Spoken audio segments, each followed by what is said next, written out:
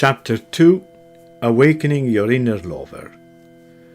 In launching yourself into this adventure of sexual discovery, your first question is likely to be, where do I begin? Many of my clients, when they come to work with me, assume that the answer is by finding the right partner. They believe that if only the right man or woman would come along, their love-making would be wonderful. Even if they have been through a number of such right partners, they still want to believe that the next may hold the magic. They don't realize that by searching outside themselves, they are relinquishing responsibility for their pleasure. From the perspective of high sex, the real answer to the question, where do I begin, is simpler and more direct. You begin with yourself as you are now.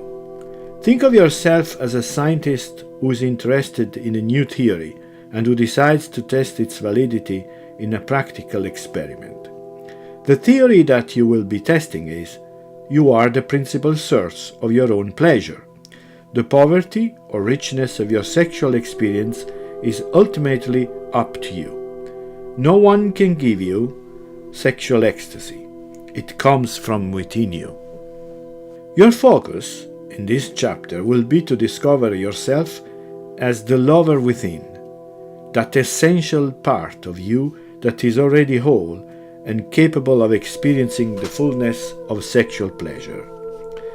Instead of looking outside for the right partner, you give to yourself first everything that you would give to your beloved.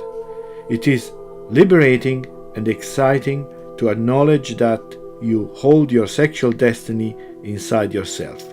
This is what I mean by awakening your inner lover. Loving yourself in this way does not mean being self-absorbed or narcissistic or disregarding others. Rather, it means welcoming yourself as the most honored guest in your own heart, a guest worthy of respect, a lovable companion. Your inner lover is not separate from yourself, nor is he or she a dreamlike phenomenon. Your inner lover is more like a quality, a feeling that you can recognize in moments of joy or stillness. When moving deeply inside yourself, you connect with the natural innocence, simplicity, and spontaneity. The inner lover is expressed in your ability simply to be as you are without trying to be other than you are. The story of Naomi, an American ballet dancer in her 30s, illustrates the healing effect of self-love and its role in awakening the inner love. Naomi came to one of my seminars with the husband Louis, a prominent French surgeon. Both were obviously in love and looking forward to learning the art of high sex. But Naomi soon told me of a problem that tormented her. Whenever she felt especially open and vulnerable, and her husband gave her a look of deep affection, she would suddenly feel ugly and unworthy. I helped Naomi explore the images and memories connected with her pain.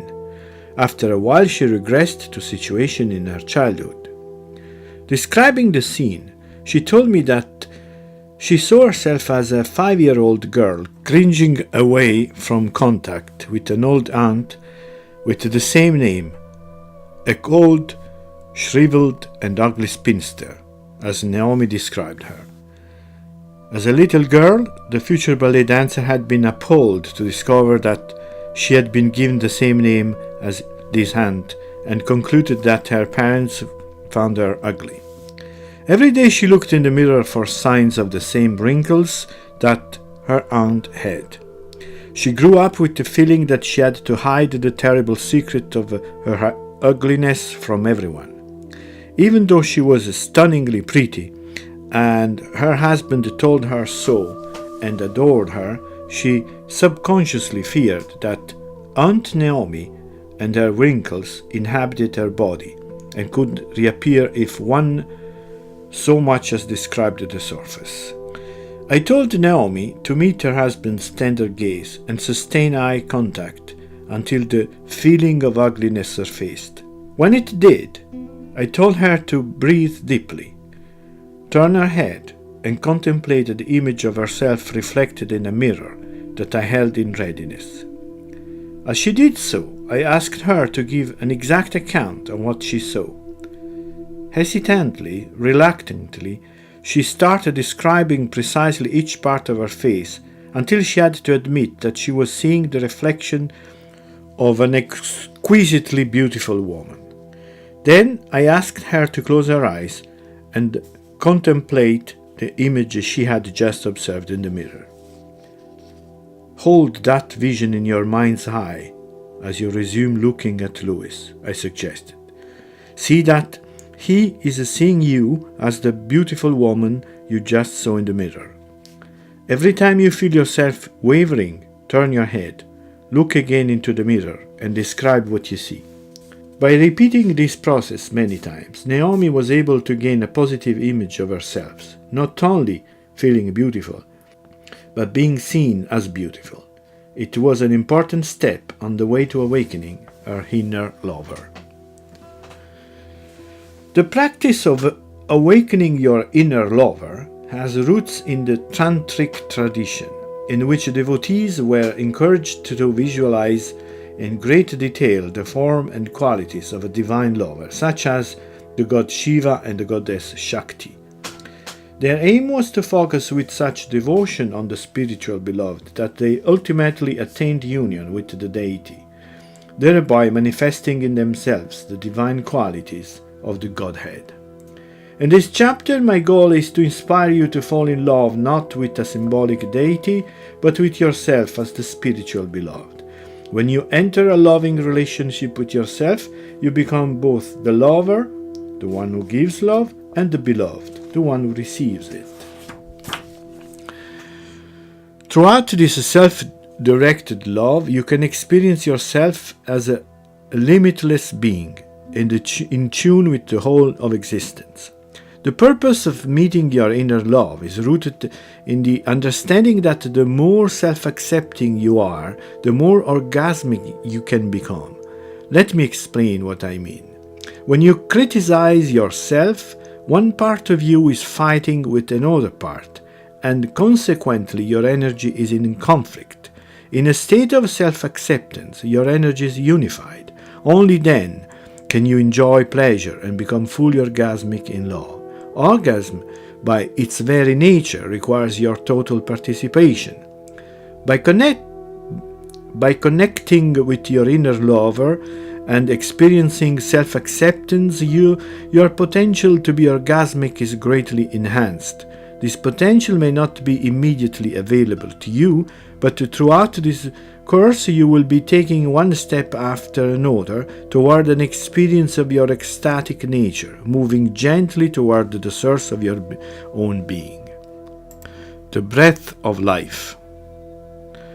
The first step in the process of awakening your inner lover is to become aware of the way you breathe and of what breathing does to your body. Conscious breathing helps you to connect with your physical sensations and to amplify them. It focuses your attention on the life energy that courses through your whole body. This is important because your ability to awaken your inner lover depends on your capacity to experience yourself and your sensations from within. You are going on an inner journey using your breath as a vehicle. As you become more sensitive to the flow of your breath, you will find that you can direct your attention to any part of your body. Breathe into that part, create tingling sensations of warmth and aliveness, and then spread these sensations to the rest of the body. To show you what I mean, let's conduct a simple experiment. Take a few minutes, close your eyes, relax, and imagine that a familiar hand comes to rest gently on your own hand. The hand feels good. Because you are relaxed, you are receptive to the touch. You find that you can listen to it, welcoming its warmth as if it were a subtle current of energy. Feel this sensation of warmth spreading through your hand. Inhaling deeply, feel as you are drawing the warm energy from your hand into your arm and then to the rest of your body. With practice, you can welcome the subtlest sensations, allowing them to be enhanced by deep breathing. This is how breathing can serve you as a vehicle for pleasure, eventually turning your whole body into an instrument, even a symphony of pleasure. You will be practicing conscious breathing throughout the training. Many forms of spiritual practice and methods of self-development place great emphasis on breathing. And East teachers of meditation emphasize breathing in a slow and conscious way, that is to say, with attention fully focused on the inflow and outflow of the breath. This constant awareness of breathing switches your attention away from the thought process, an important step in quieting the mind. This creates an inner silence that allows sensory perceptions to be much sharper and more intense. In addition, some meditation schools teach certain techniques of breathing that fill the body with prana, the universal life force. The deeper you inhale, the more prana you can absorb. In high sex, deep breathing is what connects us to our sexual centers. The deeper we breathe, the more we come into contact with our sexual energy. Most of us, however, live in a beggar's ration of air. The average person inhales one pint of air per breath, while our lungs can actually contain 7 pints when fully expanded.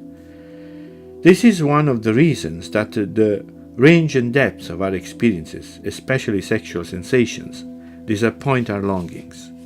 We simply do not breathe well enough to reach our full orgasmic potential in love. This ends our first audio on the art of sexual ecstasy.